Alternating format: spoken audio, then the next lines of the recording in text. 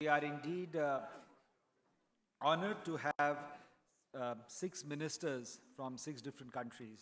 So I will now request them to come to the dais. I may first request Her Excellency Macsuzy Mondon, a designated minister from Seychelles, to please come to the stage. Ms. Mondon is a designated minister and Minister of Local Government since October 2016.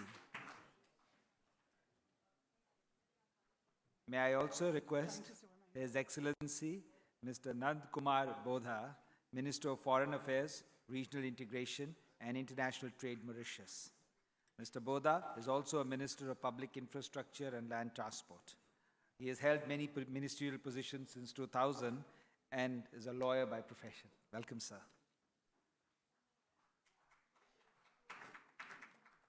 May I also request now His Excellency Tandi Dorji, Minister for Foreign Affairs, Royal Government of Bhutan. Mr. Dorji has been the Foreign Minister for Bhutan since November 2018. A doctor and a medical practitioner by profession. Before entering politics, he was a pediatrician, public health researcher, and a technical advisor.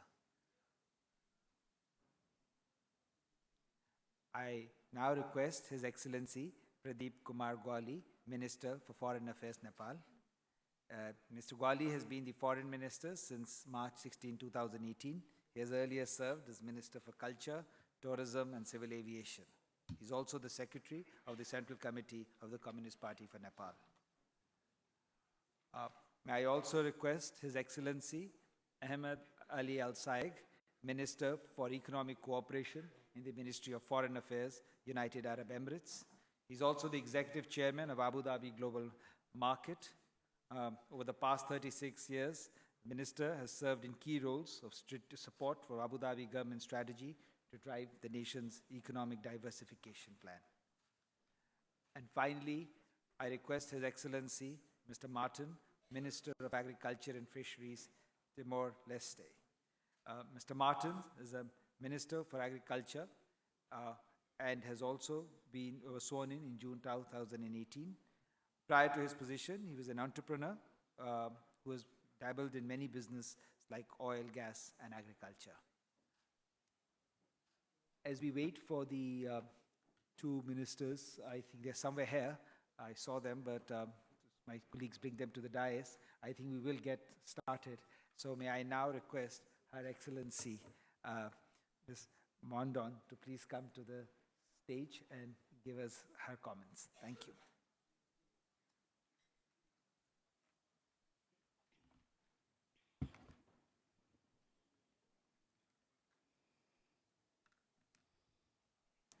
Your Excellencies, ministers representing the different countries, conference delegates, ladies and gentlemen, a very good evening to you all. It is a distinct honor to be addressing you at the 4th Indian Ocean Conference, and I take this opportunity to thank His Excellency Mr. Ranil Wickremesinghe, the Prime Minister of Sri Lanka and the chair of the conference, as well as the members of the conference committee for organizing this very important meeting. I equally wish to express my gratitude to the host country, the Maldives, for graciously welcoming us to its beautiful shores. The Indian Ocean Conference is a fitting occasion for all states who call the Indian Ocean their home, as well as other key partners and stakeholders to not just deliberate on issues and find solutions to common challenges, but to also mobilize efforts towards developing and ensuring the prosperity and stability of the Indian Ocean region. Excellencies, ladies and gentlemen, the fate of our region is complexly linked to the state of our ocean. The Indian Ocean, through its maritime space, is the source of our wealth and our well-being. Our economic activities are heavily reliant on this blue resource, and it is why the blue economic concept has materialized into a major driving force for our region's economic growth in sectors such as tourism, fisheries, and energy. Coastal and island developing states, such as the Seychelles, have been at the forefront of the blue economy movement, recognizing that oceans have a major role to play in humanity's future. It also offers an approach to sustainable development better suited to the country's circumstances, constraints, and challenges by unraveling new frontiers of marine resource development, such as bioprospecting and mining of the seabed.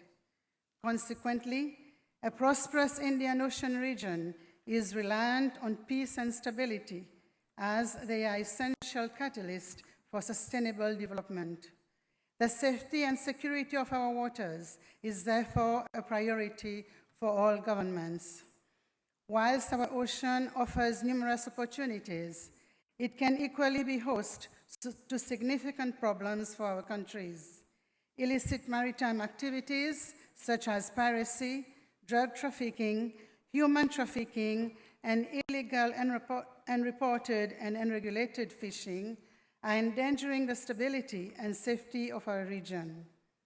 It is a known fact that a nexus exists between these maritime crimes and international terrorism, including violent extremism. As an example, drug trafficking crimes perpetrated on our seas are contributing in destabilizing the region and fueling terrorist activities, whilst IUU fishing is diminishing the livelihoods of our fishermen and escalating desperation that oftentimes culminate into criminal activities and unrest. On that note, I wish to thank key partners such as the United States and India, who are actively extending valuable support to our region and ensuring its peace and stability. Additionally, we need to remind ourselves that piracy is an ever-looming threat to maritime security. In that regard, I wish to recall that much has been done by the international community to curtail the scourge in the Western Indian Ocean region. On our end, Seychelles has been proactive since 2009 in apprehending and prosecuting a significant number of pirates in the Western Indian Ocean, and the EU-funded Maritime Security, MASSE, the Regional Center for Operation and Coordination, the RCOC, which we are hosting since 2017, is the result of all the collective efforts aimed at promoting regional ownership and maritime security in the region. In that regard, Seychelles wishes to reiterate its expectations to regional and international partners, members of the Contact Group on Piracy of the coast of Somalia, for the steadfast support and calls for continued vigilance as piracy has been contained but not defeated. It is why the recent early release by the Somaliland authorities of 19 Somali pirates convicted in the Seychelles court is a cause for concern for all, as it stands to undermine the counter-piracy mechanisms, including arrest, prosecution, and imprisonment. These have been put in place to combat the scourge of piracy and other forms of illicit crimes and to deter the vulnerable Somali communities from engaging in criminal activities. We are therefore urging all partners and the international community to join us in condemning this decision. I would like at this point to thank the chair of the Contact Group on Piracy of the coast of Somalia, the CGPCS, the Indian Ocean Commission, represented by Mauritius, for taking this matter up with the United Nations Secretary General and the UN Security Council. Seychelles is calling on all states to assume greater ownership of the safety and security issues that are threatening the stability of the Indian Ocean region. And we welcome greater collaboration between international partners so as to achieve the following measures: a harmonization of national laws to guarantee legal fishing in the prosecution of perpetrators of illicit maritime activities, strict adherence to agreements and law enforcement mechanisms to combat piracy and illicit maritime activities, the sharing of information and coordination of operations to combat marine crimes and threats, the mobilization of resources and funds to finance law enforcement initiatives to counter maritime crimes, bilateral and multilateral engagements to strengthen maritime security cooperation with the aim of consolidating law enforcement efforts to combat illicit maritime crimes such as drug trafficking and the IUU fishing. Let us therefore work together in order to unlock the possibilities and potential at hand. It is only through concerted efforts that we as states in the Indian Ocean region can guarantee the security and prosperity of our people. I thank you for your attention. Thank you very much, Madam. May I now request His Excellency Nandcoomar Bodha, Mr. Bodha, to please come to the stage. Thank you.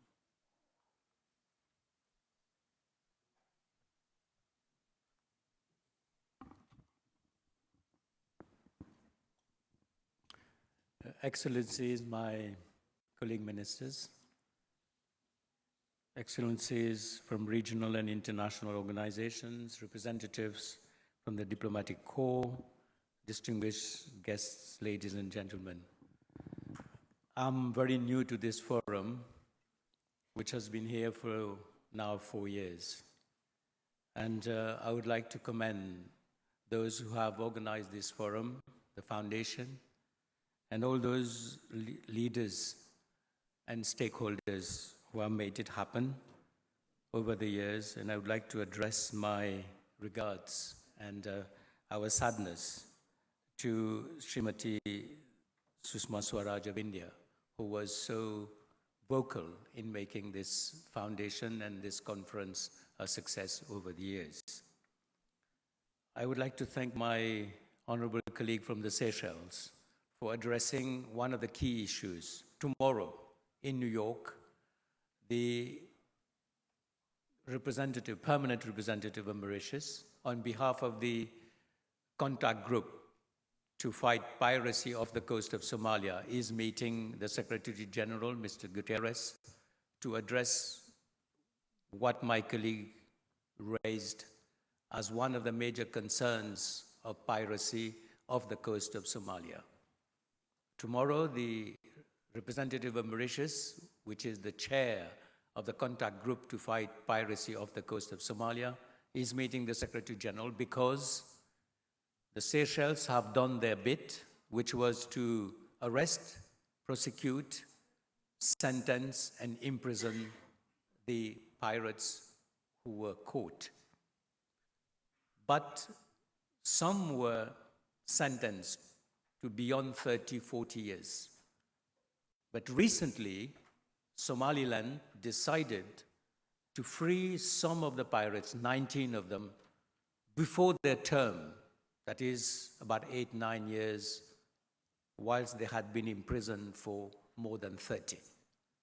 And in Puntland, there was a decision also to release the pirates before their term.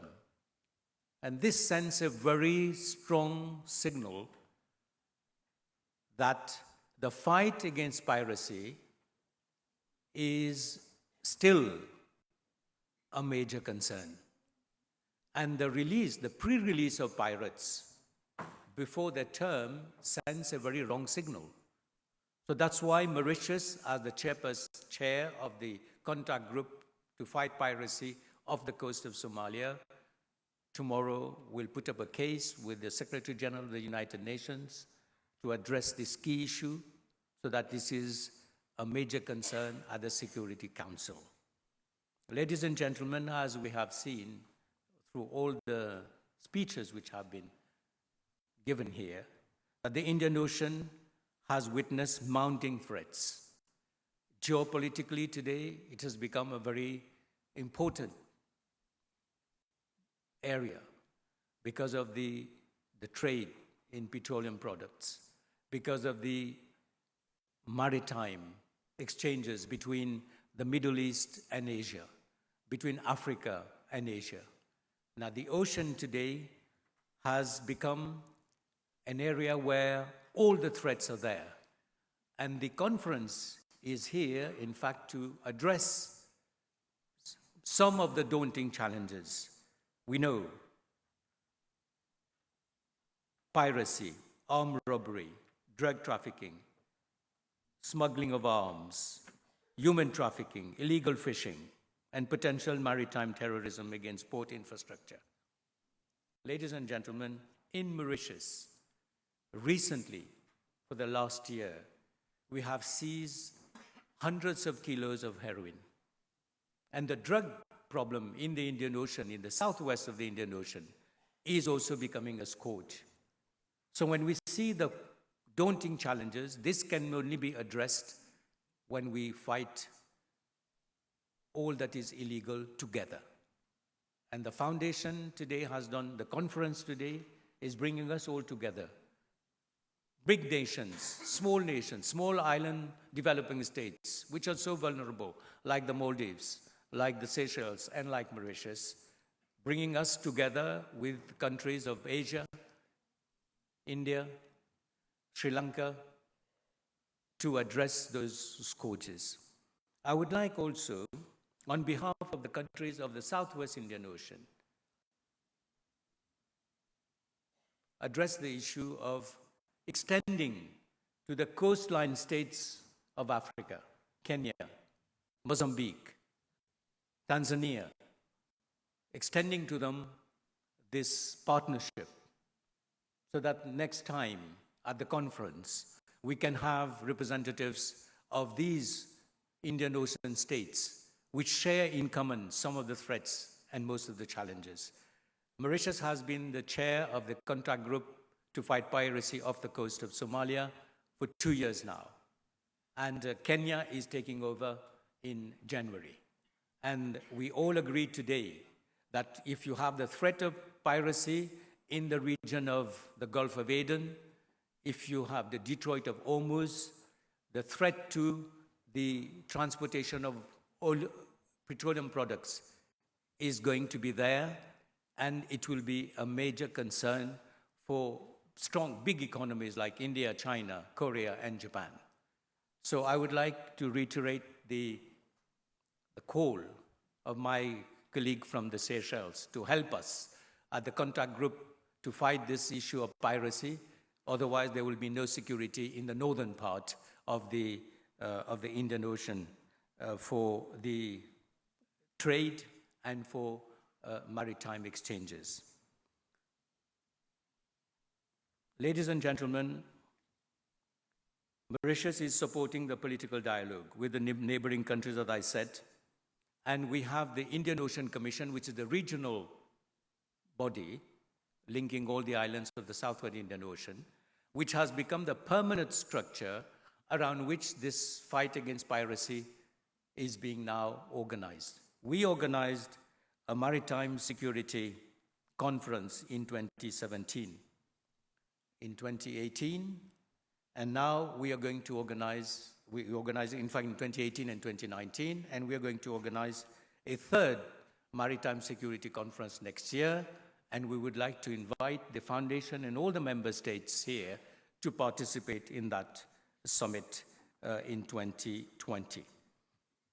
Ladies and gentlemen, let me now just say a few words about surveillance.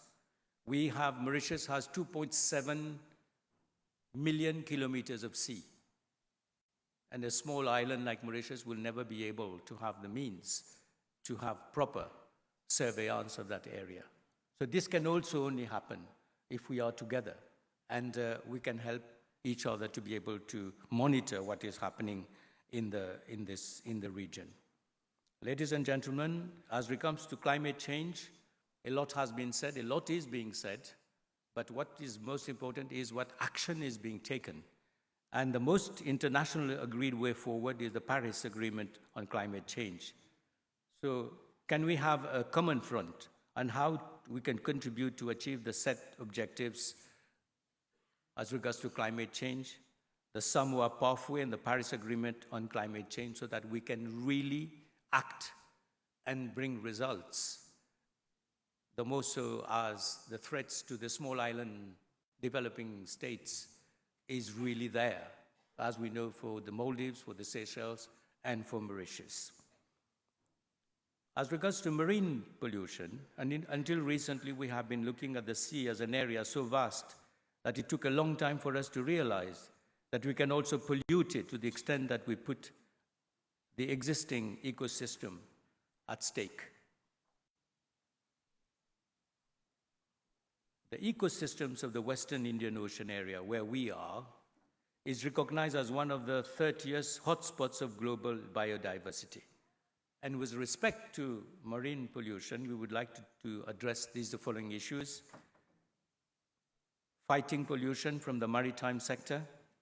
We should ensure that all stakeholders comply with the International Convention for the Control and Management of Ships, Ballast Water and Sediments. Secondly, I think that we should have not been taken adequate measures to reduce plastic pollution. We know that there's a continent of plastic in the southern part of the Indian Ocean, and we have to fight it and see how we could stop the current trend of marine pollution by plastic and reverse it as soon as possible. Let me say a few words before I end on terrorism. Radicalization, phenomena, and departures towards the instability zones in the Middle East have alerted states to the potential terrorist threat at the regional level. In addition, terrorist networks have gained a foothold in several areas of the region, leading to insecurity and increased risks. This is a very sensitive area.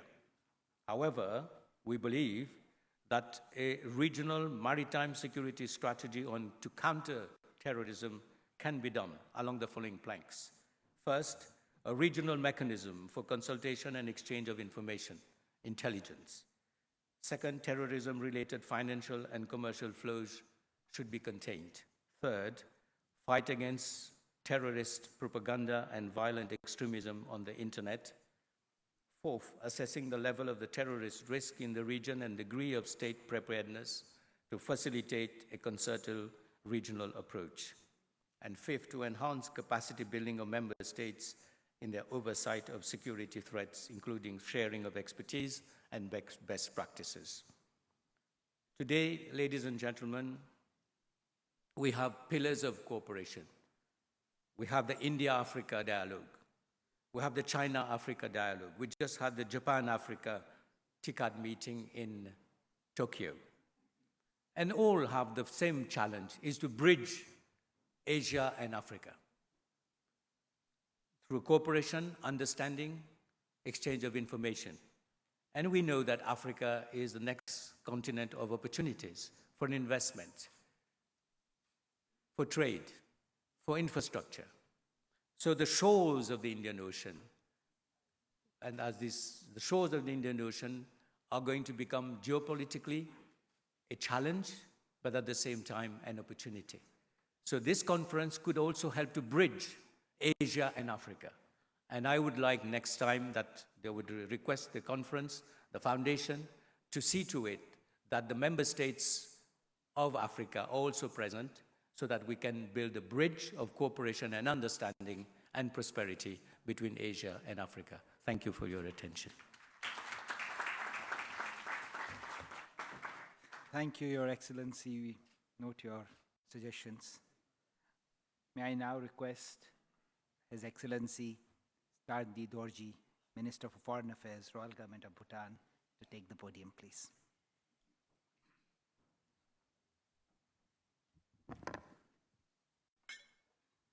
Distinguished speakers, excellencies, ladies and gentlemen, this is also my first time here, and it is an honor for me to participate in the 4th Indian Ocean Conference here in the Maldives, a country with which we enjoy very cordial and cooperative relations. I would like to express my deep appreciation to to His Excellency Ibrahim Mohammed Soli, the President of the Maldives, His Excellency Dr. S. Jaishankar, Minister of External Affairs of India, and the India Foundation for inviting Bhutan to this conference. I am touched by the smiles of the friendly people of the Maldives and for the warm reception and generous hospitality extended to me and my delegation. I commend India Foundation for organizing this conference and bringing together participants from across the region to exchange ideas on a range of matters pertinent to the Indian Ocean. Many of you here in this room must be wondering why a landlocked nation nestled in the folds of the high Himalayas and thousands of miles away from the ocean is taking interest in this conference. I am here because our world is interdependent and interconnected. And what happens in the Indian Ocean also affects us in multiple ways. And similarly, whatever happens in the Himalayas has a huge impact on the Indian Ocean region. Excellencies, ladies and gentlemen, the Maldives, much like other small island nations, faces an existential challenge. The human, cultural, and ecological cost of rising sea level is simply unimaginable, even by optimistic calculations of what we currently know.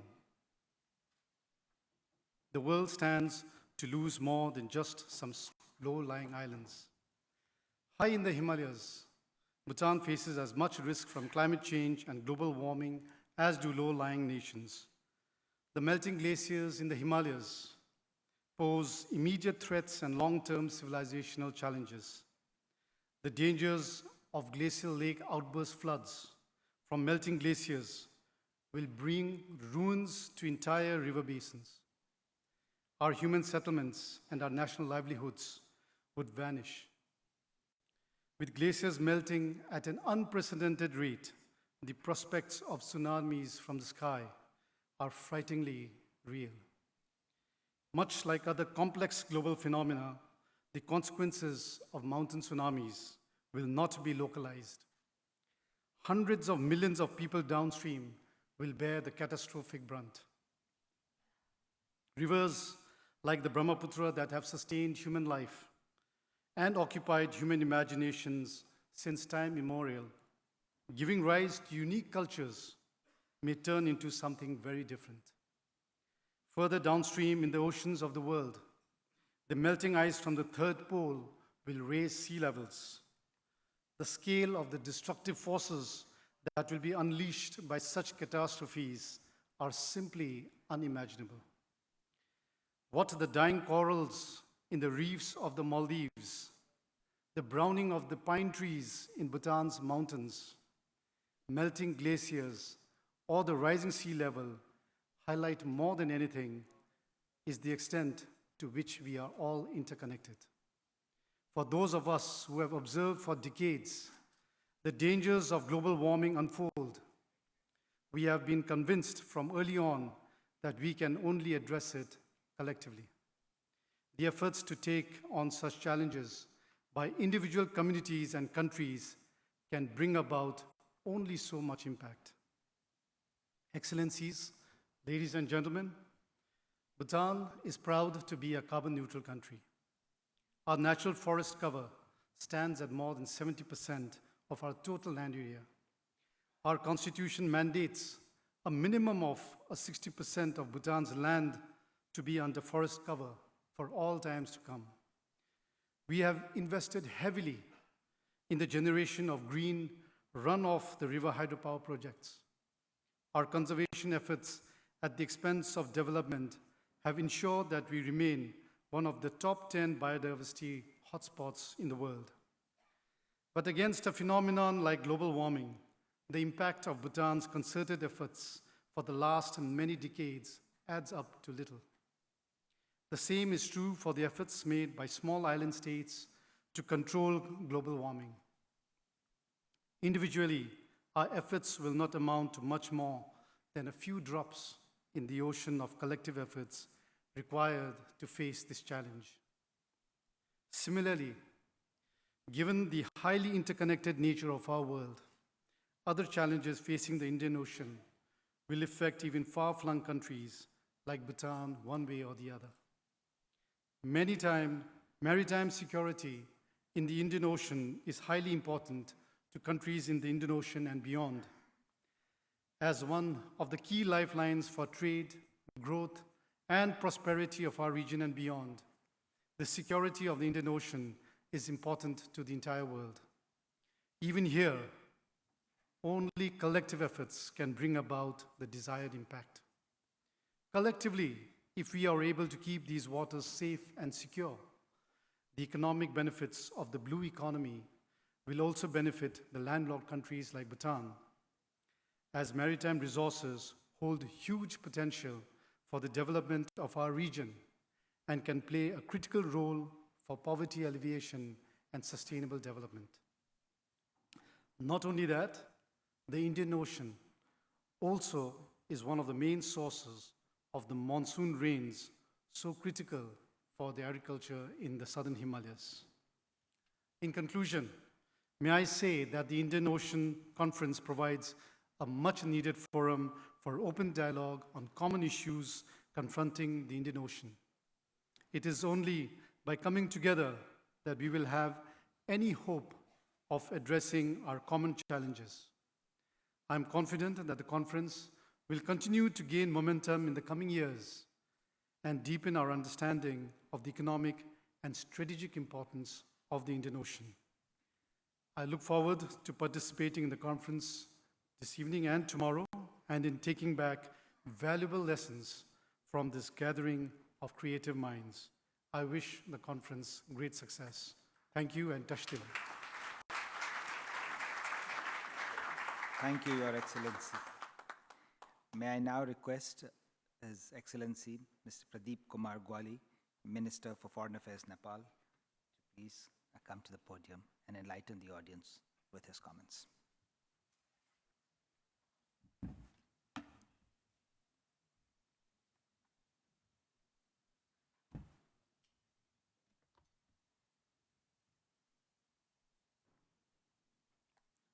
Excellencies, the ministers in the dais, Sri Ram Madhavji, and the distinguished members of the organizing committee, respected delegates, ladies and gentlemen, namaskar and good evening.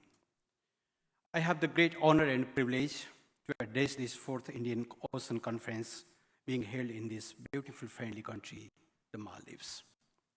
I would like to express my sincere thanks to the government of the Maldives, the Foreign Service Institute of Maldives, the India Foundation, and yes, Rajaratnam School of International Studies, Singapore, for organizing this conference and inviting me to be a part of this important event. The theme of the conference, Sharing the Indian Ocean Region, Traditional and Non-Traditional Challenges, is highly relevant in view of the great significance of the Indian Ocean and its security. The organizers deserve appreciation for creating such a prominent platform for deliberations on the theme of common interest.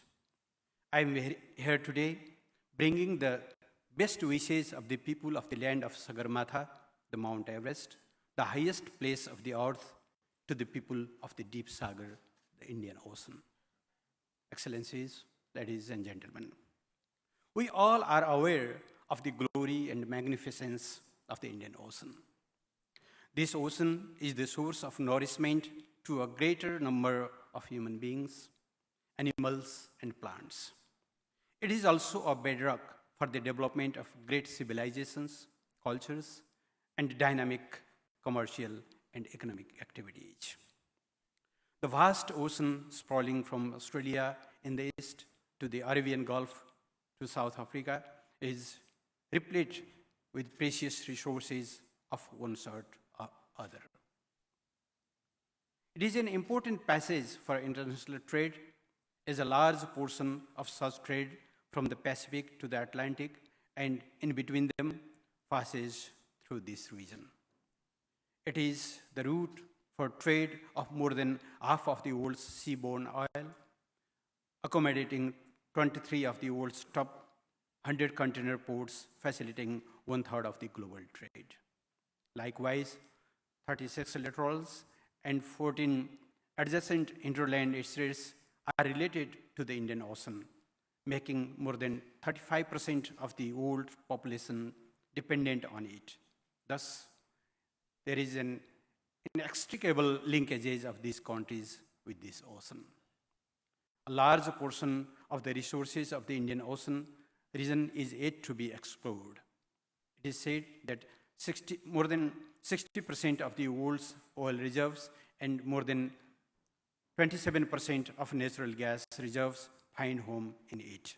The abundance of huge resources has not only sustained life, but also incessantly propelled trade and economic growth in the region.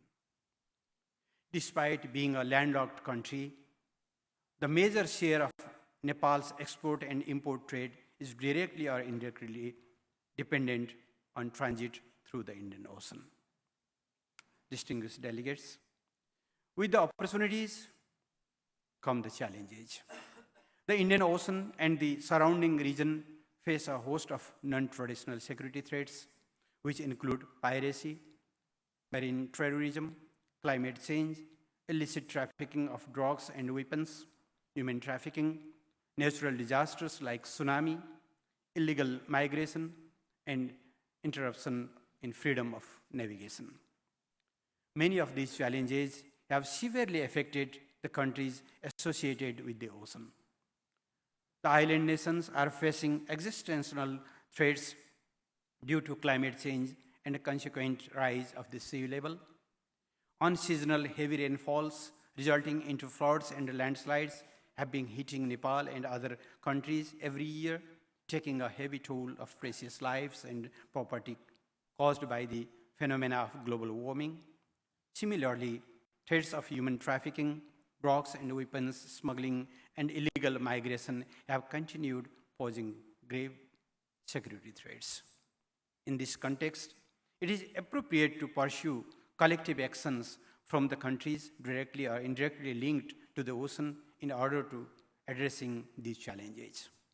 Moreover, maritime security of the Indian Ocean should receive a due priority by all the governments concerned. It is important to note that the existing multilateral and regional architecture, Indian Ocean Rim Association, ASEAN Regional Forum, East Asia Summit have all prioritized cooperation in maritime safety and security, trade and investment facilitation, and disaster risk management. In the South Asian region, initiatives taken such as this conference will prove instrumental in forging cooperation in regard to strengthening the security of the region. Excellencies, in Nepal's case, though Nepal is not directly linked with the ocean, the country is associated with it as a major portion of Nepal's international trade passes through it. It is bearing the brunt of the adverse impacts of climate change without being a cause for it. So is the case of the Maldives and some other countries. Nepal believes that the rights of exploration, navigation, and utilization of the resources of this ocean can only be exercised when there is peace and security. Furthermore, it also holds that maritime security will continue to play a meaningful role in strengthening the blue economy, benefiting all the countries concerned.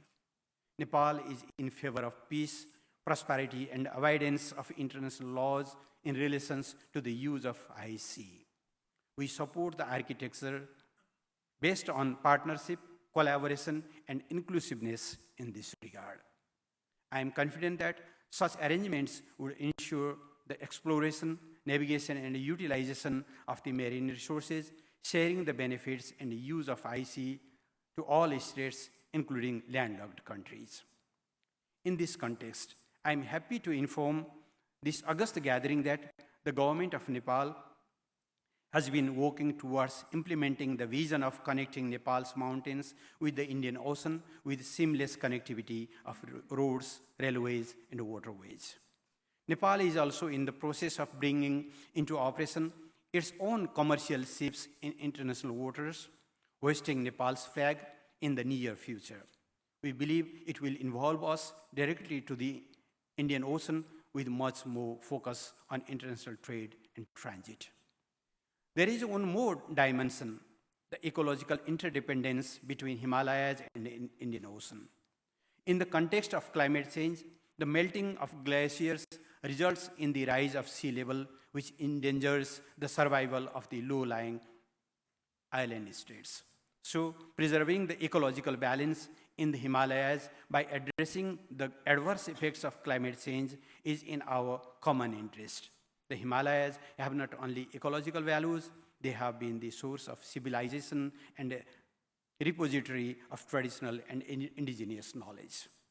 The government of Nepal, with a view to sensitizing the international community on the impact of climate change in the livelihoods of the people living in the mountains and the low-lying coastal and island states, will be hosting a dialogue on climate change and mountain ecology in the first quarter of next year within the framework of newly established Sagarmatha Samvad. We will invite you to attend the event once we finalize the details. As to the exploration and utilization of the marine resources under the high seas, Nepal is yet to take full advantage of these resources. Taking it into consideration, we urge the developed world for their support to the landlocked developing countries to enhance capacity for reaping the benefits of the sea. Ladies and gentlemen, I am pleased to inform you that Nepal is in the process of developing inland waterways in its big rivers in cooperation with India in a way to connect Nepal's rivers with the sea for the movement of its export and import. It believes that effective waterways as a means of transport can greatly facilitate smooth, economical, and fast trade and transit. Once Nepal is able to do so, we will also be effectively linked with the Indian Ocean. At this moment, it would be relevant to recall the decision of the 4th BIMSTEC summit held in Kathmandu in 2018, which emphasized the importance of blue economy. The summit agreed to cooperate in this sector for the sustainable development in the region, paying due considerations to the special needs and circumstances of the landlocked member states. Distinguished delegates, when we discuss about the sea, we need to do in a holistic manner. There is no doubt that maintaining security of the ocean is the paramount importance. So is removing obstacles and addressing challenges of various sorts. What is more, for the landlocked states like Nepal is to help remove their difficulties so that this natural handicap would not become an obstacle for their development. Equally important is that the resources of and benefits from the oceans and seas should be equally shared with all countries associated with them. Then only we will create robust cooperation, including for their security and resolution of the problems. Nepal is ready to cooperate with all other countries associated with this region in strengthening security of the Indian Ocean and addressing the challenges facing it in whatever way possible. Before I conclude, I once again would like to extend thanks to the organizing committee for hosting this conference on a relevant theme which interests all coastal and landlocked countries. I wish the conference a grand success. Thank you.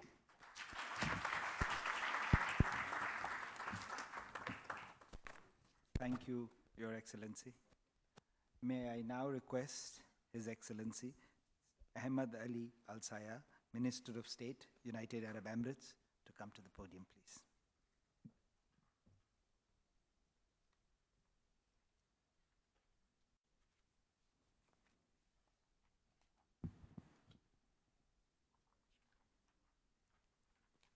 Excellencies, distinguished delegates, ladies and gentlemen, allow me, on behalf of the Government of the United Arab Emirates, to express my sincerest appreciation to the Government of the Maldives and its people for the warm hospitality, and for hosting this event. I would also like to thank the India Foundation for the impeccable organization of this conference. I am confident that this conference will serve as a platform for developing effective regional institutional mechanisms and strengthening multilateral partnerships to secure the Indian Ocean. And there is perhaps no better place to do so than here in the Maldives, at the heart of the Indian Ocean.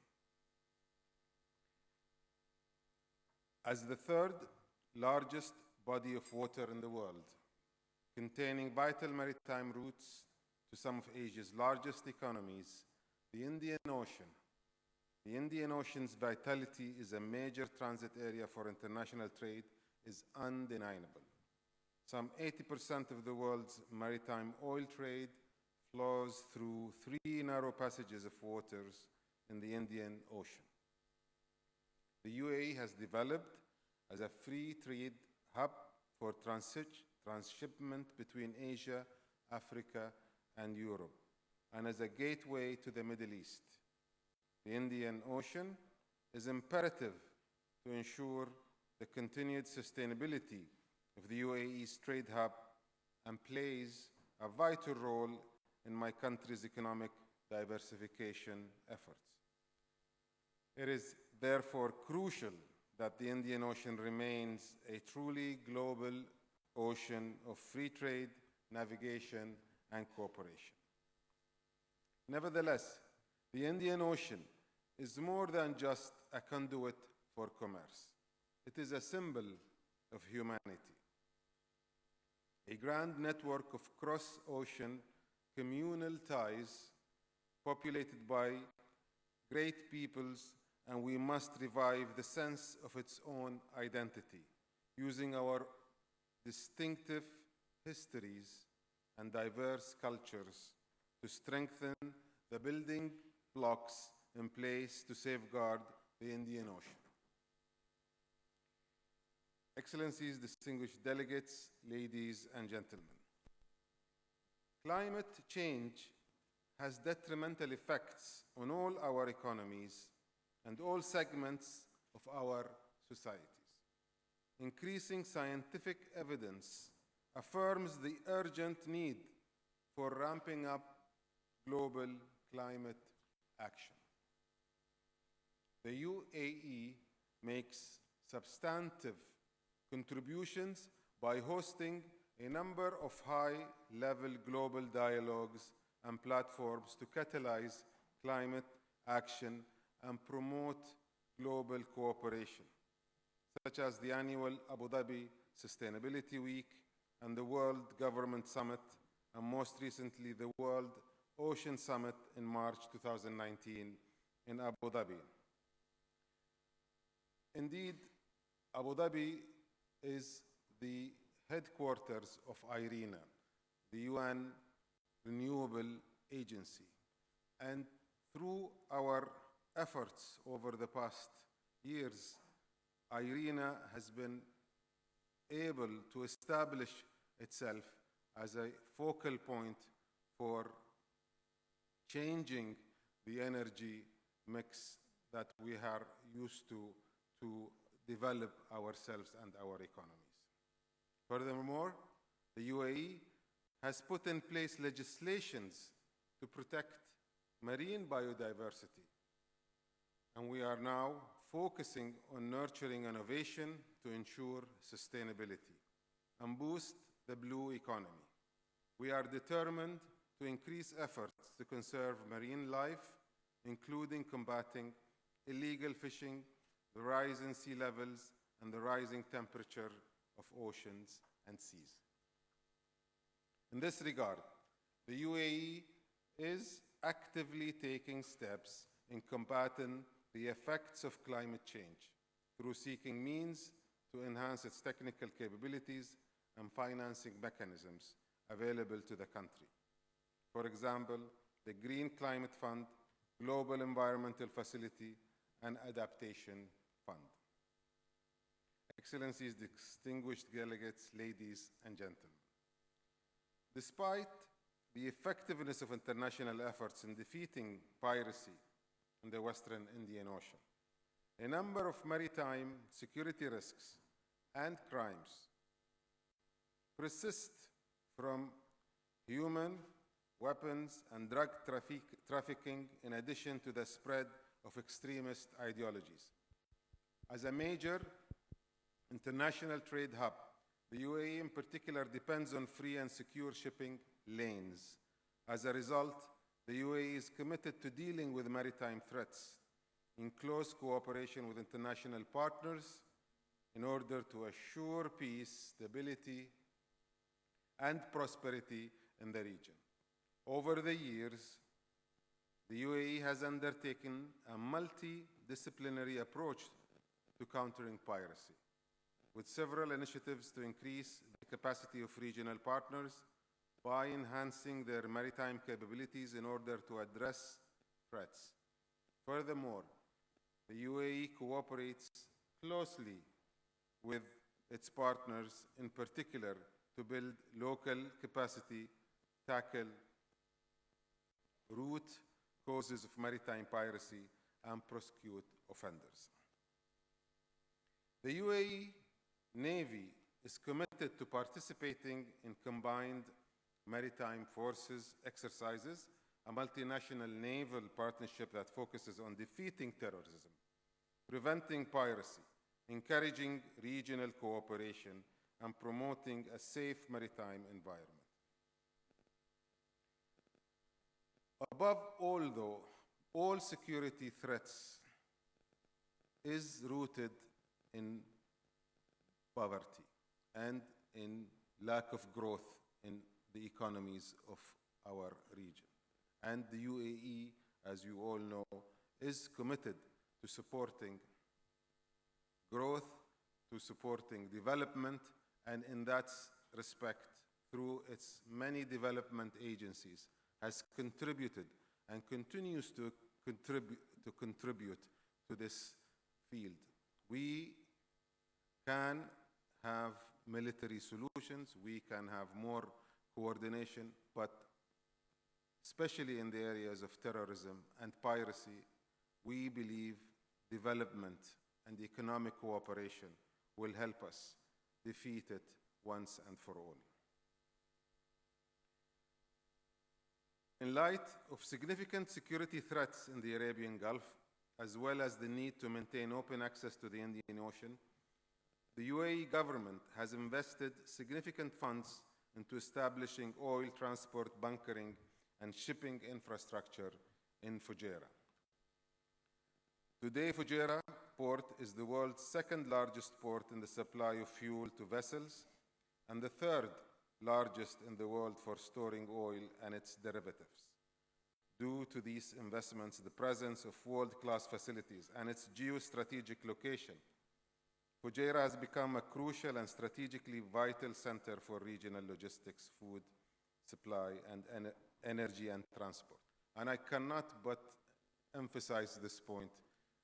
His Excellency, the Foreign Minister of India, pointed out the need for more infrastructure invested in ports and in logistics. And I believe, from my own experience, I've worked in the past 30 years in and around Fujairah. The economic activities that our investment is generating for the UAE and for the Indian Ocean is without a doubt well worth our investment. And I encourage all of you here to continue to think of the possibilities that infrastructure investments, especially in our ports, especially in our coastlines, can bring to our nation's growth and our population's happiness and prosperity.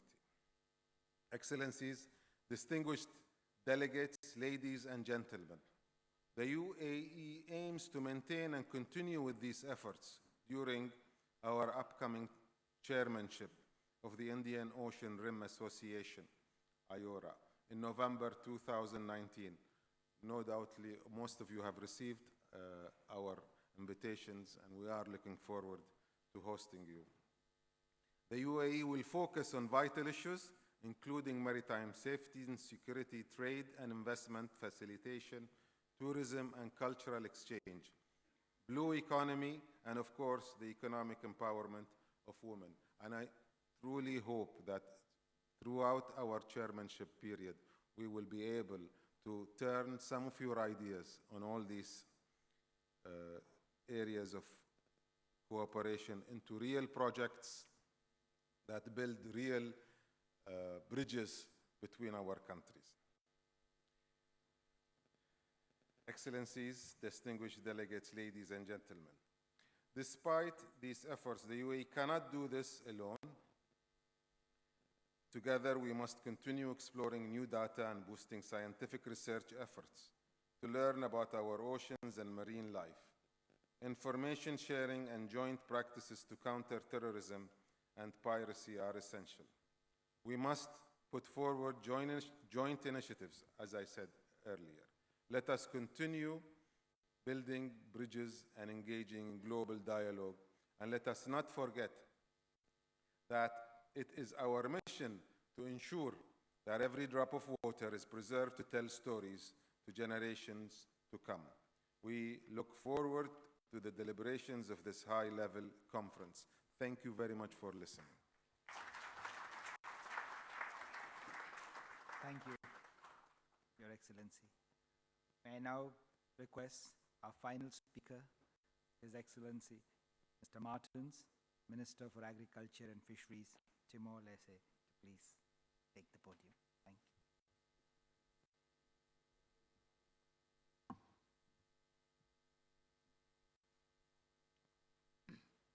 Excellency, colleagues, ministers, vice ministers, Secretary of State, diplomatic corps, international organization, distinguished guests, ladies and gentlemen. First and foremost, it is a great honor for me to be here amongst you all to address the high-level conference of Indian Ocean on behalf of the Democratic Republic of Timor-Leste. The delegation of Timor-Leste is delighted to have this opportunity to take part in the 4th Indian Ocean Conference 2019 in Maldives. Our most sincere gratitude is addressed to the government of Maldives for hosting and organizing the important initiatives of this special event, which allows us to get connected with various distinguished delegates from various nations. A special thanks also goes to the government of India through the Embassy of India in Indonesia and Indian Foundation for the Good Faith and Cooperation. Honorable guests, ladies and gentlemen, as a young sovereign country, Timor-Leste is a small island geographically located in between Southeast Asia and Australia. Being a young and small development state does not hinder our dreams to have a strong political will and promote national consensus to work hard towards increasing the sustainability levels of economic development, assurance of peace, security, and stability in order to ensure a standard quality of life for current and future generations. As a small island, Timor-Leste is a part of the group of nations known as Small Island Development States, formed since 1992, which was organized at the Earth Summit in Rio de Janeiro.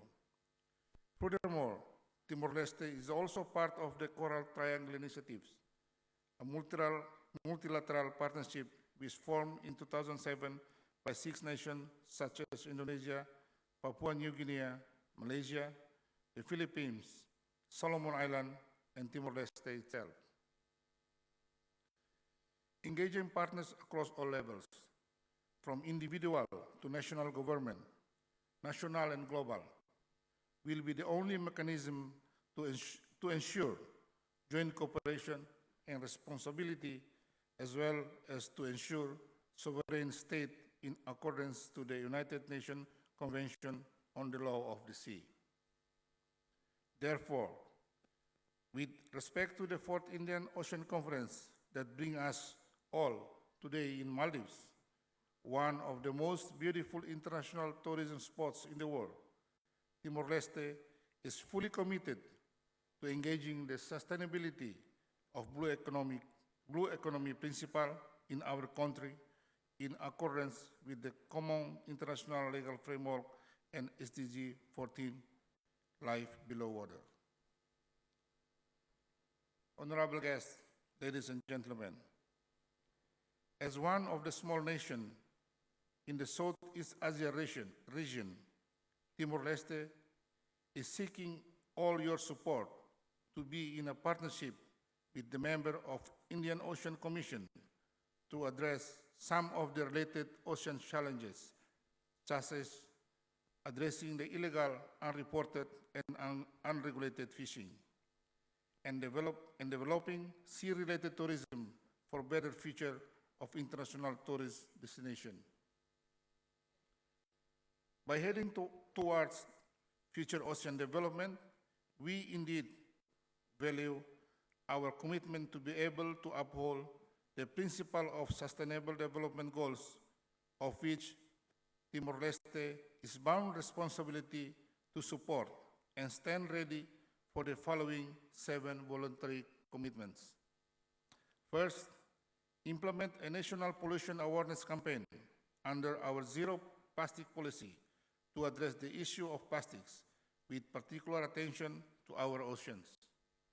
Second, to approve and implement our ocean policy to ensure we are all working towards the sustainable development of our marine area in close partnership with our neighbors. Third, address our knowledge gaps for our offshore fishing grounds to combat over-harvesting and illegal, unreported, and unregulated fishing while protecting the key biodiversity areas. Fourth, review our fishing license and fish to ensure a balance between sustainable harvesting, food security, international and domestic fisheries. Fifth, map our highly vulnerable coastline to guide sustainable development and protect the fragile areas from climate change impacts and unsustainable development practices. Six, develop a suite of nature-based tourism guidelines to protect the marine life while providing the best experience possible for tourists. And 7, ratify cities to combat the illegal trade across border of Timor-Leste unique wildlife and that of its neighbors. Thank you all for your generous attention, and we are looking forward to strategic economic development of ocean cooperation in the future to come. Thank you very much. Shukriya.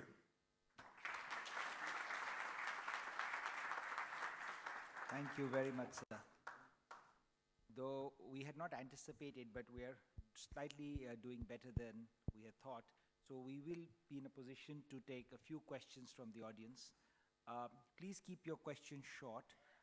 Please identify yourself, and please let us know to whom is the question directed. If you have any questions, then please raise your hands, and we'll get the mics to you.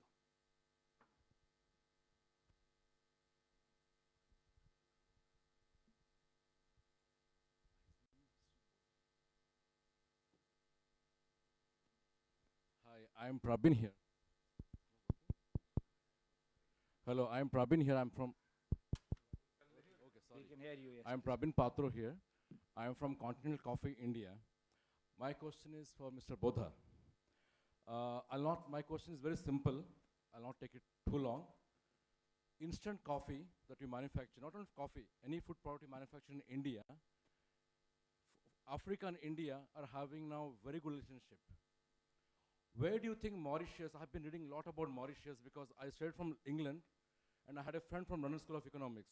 He's from Mauritius. He has been telling me every day, Prabin, Mauritius is the hub for Asia and Africa. But I want to know, there's not much information is coming from Google. Real telling you. So I want to know this can so that no the company from India or Africa Please, they can excuse do me, something. please keep your question short. I'd request it Okay, short. my question is very simple. How best Mauritius can or Mauritius can assist making sure that Asia and Africa can have a good business proposals in terms of trading and all. That's all, nothing else. Thank you. Thank you for the question. I would like to give a very simple answer. You just go on the Economic Development Board of Mauritius, and you'll have all the information as how to come to Mauritius, how to set up a company, and how to help us, in fact, to promote investment into Africa, and how to promote trade between Asia and Africa. You just go to the Economic Development Board, and you'll have all the information that you require.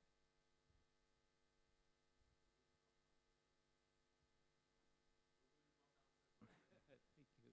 Looks like. Any other questions from the audience?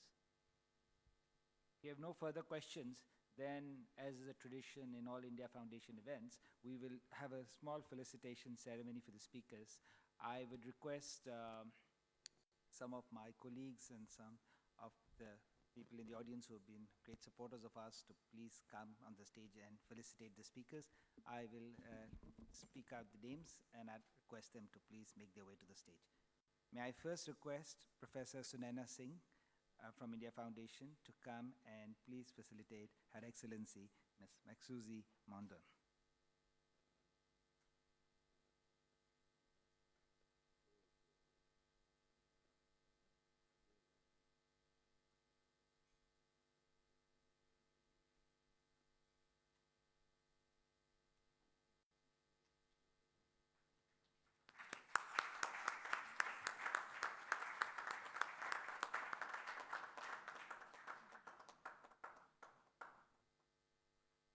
I now request Lieutenant General Arun Sahni to please make his way to the stage to felicitate His Excellency Mr. Nandcoomar Bodha.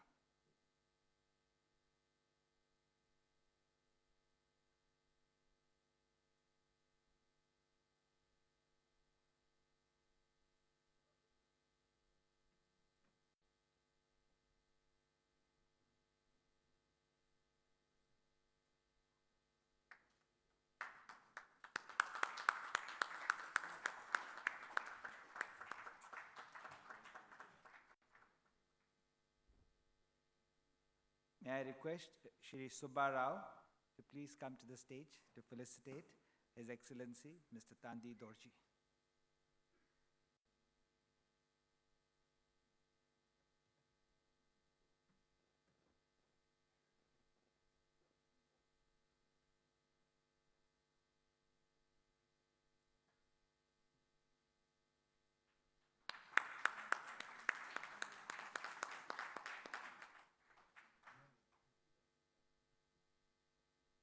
May I now request Shri Praveen Patro to please make his way to the stage to felicitate His Excellency Mr. Pradeep Kumar Gyawali.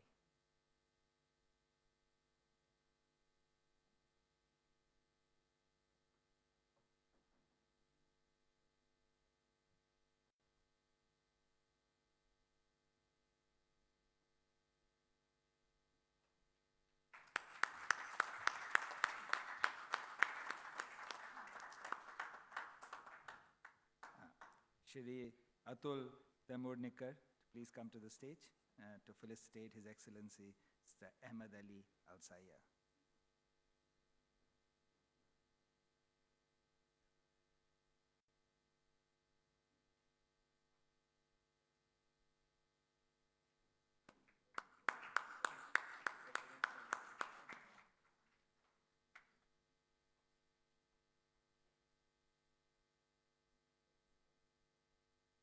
And finally, may I request Mr. Akhil Bansal to please make his way to the stage to felicitate His Excellency Mr. Martins.